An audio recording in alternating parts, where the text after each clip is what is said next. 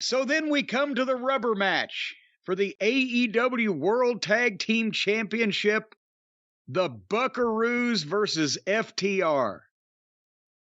And boy, Brian, you and I, this is the one we were sure of, the one we knew what was going to happen. There ain't no way that the Buckaroos are going to put FTR over and do what's right for business in the biggest show of all time. They're going to have their wives and their kids and their uncles and their daddies and their mommies and their mistresses, and the whole family's going to be there. Everybody's going to be watching. They know way they're going to do it. They got to beat FTR. They got to rub their faces in it.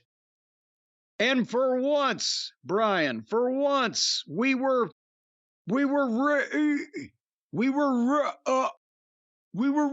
wrong. No, we weren't, because I said the other day, the finish changes if it's what gun, and Tony says everyone thinks the title change is going to happen. I'm not going to lose cash because it's what gun. I'm going to put the titles on them. Obviously, Cash Wee was running with what gun? What gun? You know what I was going to think, or what I was going to say, is that I believe down deep in my heart that they were indeed going to beat FTR. But then somehow somebody close to them played them what we said, and they saw the light. They reformed, Brian. Like the Grinch, their hearts grew 3 sizes that day, and they realized by our eloquent commentary on the matter that they would be so selfish and egotistical of them, the gall of them, and so therefore to keep the heat off of them, and because we were able to touch some human part of them down deep, way down deep, that they had a change of heart and a change of plans. I'd like to think that we brought this on by appealing to their humanity. I don't think so. I think the bigger appeal was reality, and I think reality was pretty apparent here. One team is really hot, one team isn't, and the Bucks aren't, and beating FTR here would do more damage to FTR than it would do to help the Young Bucks. So you think maybe I think even they had to see that. I think even they had to see that. Well, but do you think maybe Tony put his foot down? And maybe that's why the match was no better than what it was, because the Buckaroos weren't all mentally on board with it. Did you see Boo Boo Job Face, as you put it?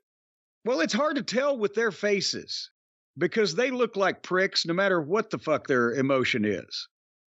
So but at the same time, I mean, part of this could have been that I just don't think they're up to it. I don't think the Bucks are up to having a real, legitimate professional wrestling tag team match without doing the same shit they always do and being allowed to do everything under the sun for, just pop after pop after pop from people who like to see shit break and make noise. They had a bunch of their same shit in here, but I look at FTR. They had 3 match of the year candidates by everybody's assessment, not just ours, with the Briscoe brothers. All 3 of the matches different, and all 3 of them took place in a goddamn barn in front of 1,000 people or less. So maybe not the last one. That was on a Ring of Honor show, I think, that maybe had 2,500. And then I see that FTR had not just our opinion, but the consensus of many people, including even Uncle Dave, the greatest American tag team match on television of modern time or all time, with Gin and Juice. And I hear the praise of the 6-man tags they've been involved in on Collision. And I'm thinking, well, FTR and the Bucks was, must be the Bucks. Because you mean to tell me that if they had the match they had on Collision with Gin and Juice, that a rematch in front of 80,000 people would not have been just a rip snorter. And instead we get this, and yes, FTR tried, but you've got, if the Bucks can't do the same old Buck shit and have the same old match where rules don't matter and nobody can follow it anyway, they can't hang. They can't have a tag team wrestling match. Their timing is shit. I'm not talking about timing on gymnastics. I'm talking about timing on getting heat and being in the right place. Their psychology is rotten. They're still visually ridiculous against two guys that look like Cash and Dax, even, much less, the classic teams of days gone by. Their gymnastics are perfect, but that's the same thing they always do. So I don't think they can carry it. This has exposed them when they work with teams that are much better from a fundamental level to a psychology level to a fucking execution level of the more intricate shit. They can't hang with it. And, it got tedious after a while with FTR trying to have a match and them trying to throw in the same flip over the top and yank the guy's ass, and then I'm going to jump back on the apron and backflip off that they have been doing since I was having to suffer through them in Ring of Honor in 2012. So, they were going home. Finally, Nick took forever to superplex Dax for the deal where they do the Power and Glory superplex splash. Matt got hung up on a top rope.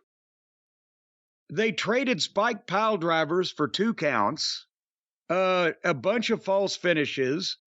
Finally, the crowd started waking up with the back and forth false finishes. And finally, FTR foiled the Buckaroos and hit the Shatter Machine 1, 2, 3.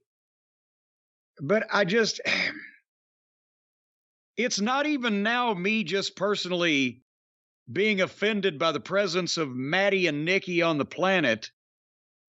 It's that they just aren't as good as now. That they may have been a lot to write home about when they started the company and everybody was just all enthralled with this whole idea of the elite. But now that they've had actual talent come in that are better, and we've seen the same old shit with no growth or exponential improvement whatsoever from the Cucamonga kids, it's kids playing. It's more obvious now. Your thoughts? The right result for a number of reasons, but the wrong match in a lot of ways. I think it was the weakest of the 3 matches between the Bucks and FTR, and the 3 matches were under very different circumstances. I did hear a lot of people in the building say that it was hotter than it appeared on TV, and that just may be a miking the crowd issue, especially in a building like that. How do you mic a crowd like that size of it's open air? Well, but my eyes were working even if I couldn't hear everything, and what I saw wasn't that thrilling. The fact is we've been saying it on this show now, maybe going back to 2015, 2016, I forget what. But FTR better than the Young Bucks and the Revival were better than the Young Bucks. The Young Bucks had a lot of matches. What we've all come to know now on national TV, no rules. Tags don't matter. Referee just lets anything happen. Non-stop flips, go for cheap pops, keep going for those cheap pops, kick out of everything. Sell nothing. Sell nothing. Despite your size, you're as powerful as Hulk Hogan. We've seen all of this stuff now for years. When the one dipshit double Northern Lights suplexes 2 grown men because they let him. It's just... But we've seen all that, and at the same time, FTR and American Alpha was 3 matches that we saw on TV. I'm not talking about whatever they worked in small towns in Florida. 3 matches. FTR and Gargano and Ciampa, 3 matches. Not non-stop matches. And those matches were all excellent. They established themselves as being this modern standard of excellence in tag team wrestling. And you would just hear the churn from people that love the Young Bucks. And we've now seen them in the same company for years. There's no question anymore. FTR are the more talented tag team. They're the better tag team. Right now, they're the tag team the fans chose out of the 2 options. And The Young Bucks went with the right thing here because FTR are what's happening right now. People want that music to hit. It's very similar to the Midnight Express. Even when you guys were heels, people started looking forward to the music. People want to hear FTR's music hit, and they want them to come out there and have a great match. This match became almost a cliche at times. Just kicking out of everything. We're going to do your finishers. You do our finishers. Why? Why would anyone do any of these things? I will say one positive, and this blew me away. I could be wrong because I've talked about it on the show before. I think this is the very first time AEW has acknowledged, Excalibur on commentary, and he was unbearable all night, that FTR lost the first match because Cash Wheeler, in an act of desperation, went for a 450 splash. The team of no flips, just fists went for a flip, and it cost them the match. And then they never said anything about it ever again. This is the first time on this show, because it played into something later in the match, that they mentioned it, which I couldn't believe that they finally mentioned it here. I think everyone's ready for both teams to just move on and do something else. And the Young Bucks certainly come out of this cooler than they've ever been. Ever. Since they've been on the Indies. Ever since they left Impact. And not cool like Fonzie was cool. Cool like cooled off. Yeah. They haven't grown. I mean, if you've been watching AEW since the beginning, you've seen what their matches are. So then it becomes, what about the character development? They've become more childish. They become more of a parody of wrestling. They could have leaned into it and just been great heels and gone all the way with that. But it all comes back to the silliness. It's all about them and what they want to do as opposed to what's best for the company. In this case, what was the right thing for the company was the result.